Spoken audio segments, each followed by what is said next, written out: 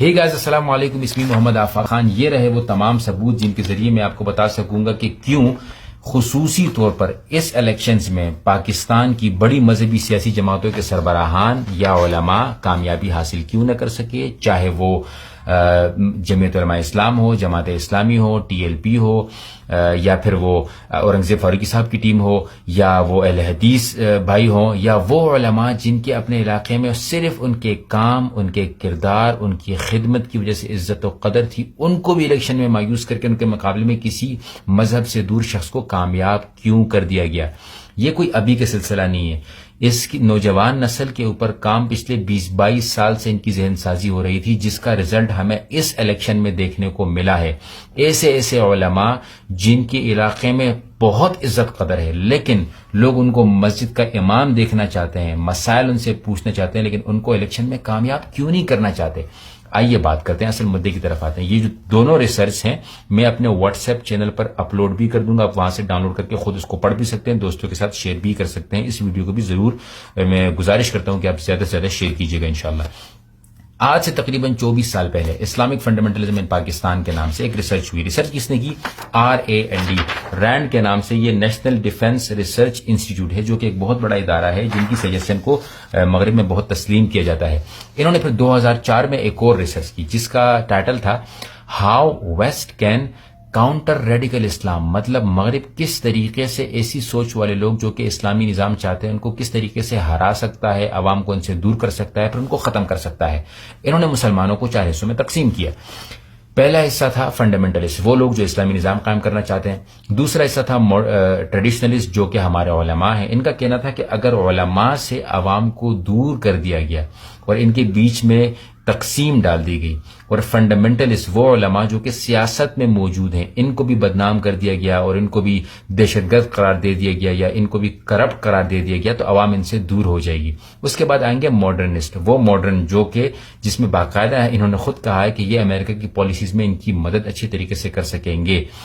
تو انہوں نے کہا کہ ہمیں نہ ماڈرنسٹ سے کوئی مسئلہ ہے، ہمیں نہ باقیوں سے کوئی مسئلہ ہے، ہمیں مسئلہ ہے ان ٹریڈیشنلسٹ علماء سے، اور ان سے جو کہ پھر سیاسی علماء ہیں، ان لوگوں سے بھی مسئلہ ہے، کیونکہ یہ امریکہ کی یا پھر جو کفار کی پالیسیز ہیں اس کو پاکستان میں تسلیم نہیں کرنا چاہیں گے، جس کی وجہ سے ہماری نوجوان نسل پر کام کیا گیا، ذہن سازی کی گئی، فلموں کے ذریعے، سوشل میڈیا کے ذریعے، تقاریر کے ذریعے باقاعدہ پروپیگنڈا کیا گیا، اور علماء کو اتنا بدنام کر دیا گیا، اور علماء کہ یہ نام اتنا بدنام کر دیا گیا کہ ایک عالم دین جس کے اوپر نہ کوئی کرپشن ثابت ہو، میں یہ کوئی سیاسی ویڈیو نہیں بنا رہا، مکمل غیر سیاسی ہو کر سوچیے گا، ایک عام عالم دین کو دیکھ کر سوچیے گا کہ کیوں ایک عالم نماز پڑھا سکتا ہے، جنازے پڑھا سکتا ہے، آپ کے مسائل بتا سکتا ہے، دین پڑھا ہوا ہے، دین نے بتایا کہ پروپیگنڈا نہیں کرنا چاہیے، دین نے بتایا کہ جھوٹ نہیں بولنا چاہیے، ہم اس کو الیکشن میں کامیاب کیوں نہیں دیکھنا چاہتے؟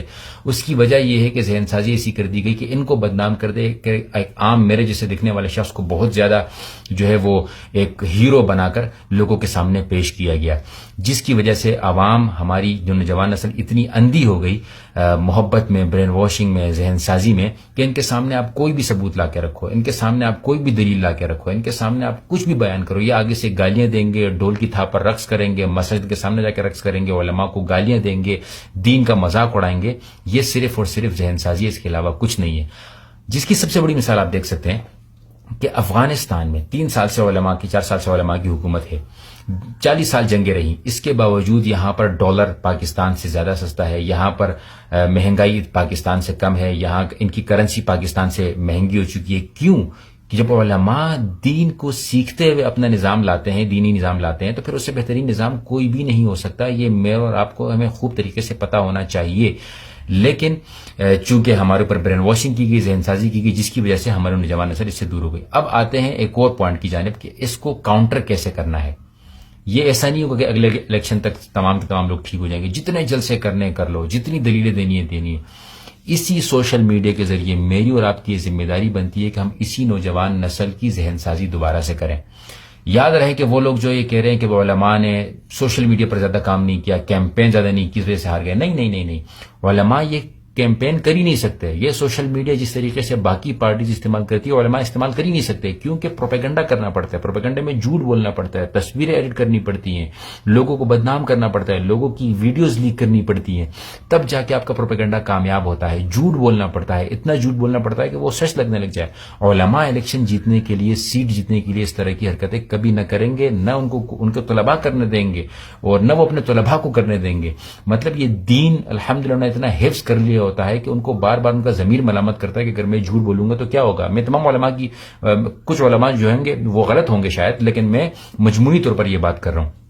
تو ہمیں بغیر پروپیگنڈے کے, بغیر جھوٹ بولے, بغیر تصاویر کو ایڈٹ کیے ان نوجوانوں کو ویلکم کرنا ہے. نوجوانوں کے ساتھ بیٹھیں, ان کے ساتھ بات کریں. اگر وہ گالی دے تو گالی سن کے ان کو بولے کوئی بات نہیں, وَإِذَا خَاطَبَهُمُ الْجَاهِلُونَ قَالُوا سَلَامًا, سلام کر کے نکل جائیں. لیکن اپنی کوشش جاری رکھیں, کوشش جاری رکھیں, کوشش جاری رکھیں, کیونکہ جو عالم الیکشن میں ہارا ہے وہ یہ کبھی نہیں کہے کہ آج کے بعد میں نماز نہیں پڑھاؤں گا. آپ سوچے تو صحیح, ایک بندے کے پیچھے آپ نماز پڑھ رہے لیکن آپ اس کو ووٹ نہیں دے رہے. وہ کہے کہ جاؤ میں نماز نہیں پڑھا رہا, جاؤ میں تمہارے بچوں کو قرآن نہیں پڑھا رہا. ایسا تو نہیں ہوا. وہ پھر بھی قرآن پڑھائیں گے, وہ پھر بھی نمازیں پڑھائیں گے, وہ پھر بھی جنازے پڑھائیں گے, وہ پھر بھی آپ کے مسائل حل کریں گے, وہ پھر بھی آپ کے لیے معاشرے میں اچھا کردار ادا کرنے کی کوشش کریں گے.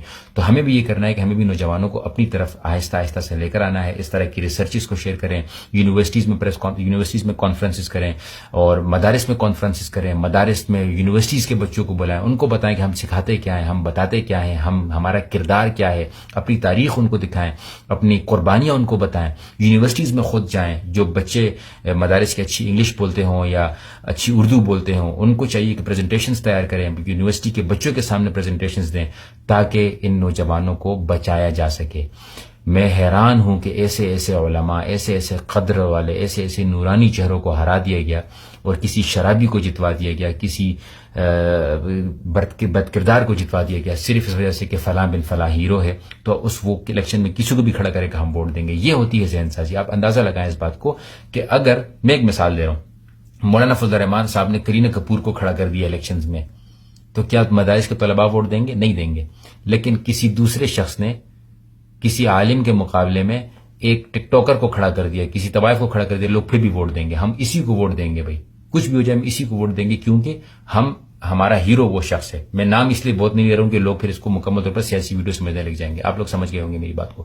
تو آپ سے گزارش ہے کہ اس ویڈیو کو زیادہ سے زیادہ شیئر کریں, اپنا کام جاری رکھیں. 10-15 سال لگیں گے ذہن سازی کرنے میں, لیکن آئیں مل کے ہم کوشش کرتے ہیں کہ ہم ذہن سازی کریں گے, کر کے رہیں گے. اور انشاءاللہ علماء کی جو قدر ہے, علماء کا جو اصل کام ہے, جو کہ سیاست ہے, جو کہ ہمارے اوپر حکمرانی کرنا ہے, جو کہ ملک کو چلانا ہے, اس میں ہم علماء کو کامیاب کریں گے. میں کسی مدرسے کا طالب علم نہیں ہوں, کسی مدرسے کا پڑھا ہوا نہیں ہوں, کسی عالم دین کے اوپر ہاتھ بیت نہیں کی ہوئی, ایک یونیورسٹی کا طالب علم ہوں, دنیا گھما ہوں, چیزیں دیکھی ہیں, اس وجہ سے میں یہ چیزیں آپ لوگوں کے ساتھ شیئر کر رہا ہوں. آپ سے گزارش ہے کہ اس ویڈیو کو زیادہ سے زیادہ شیئر کیجیے, اپنے پیجز پر اپلوڈ کیجیے, واٹس ایپ پر شیئر کیجیے. انشاءاللہ جو بھی سوال ہوگا میں آپ کے لیے حاضر ہوں. جزاکم اللہ خیرا. السلام علیکم ورحمۃ اللہ.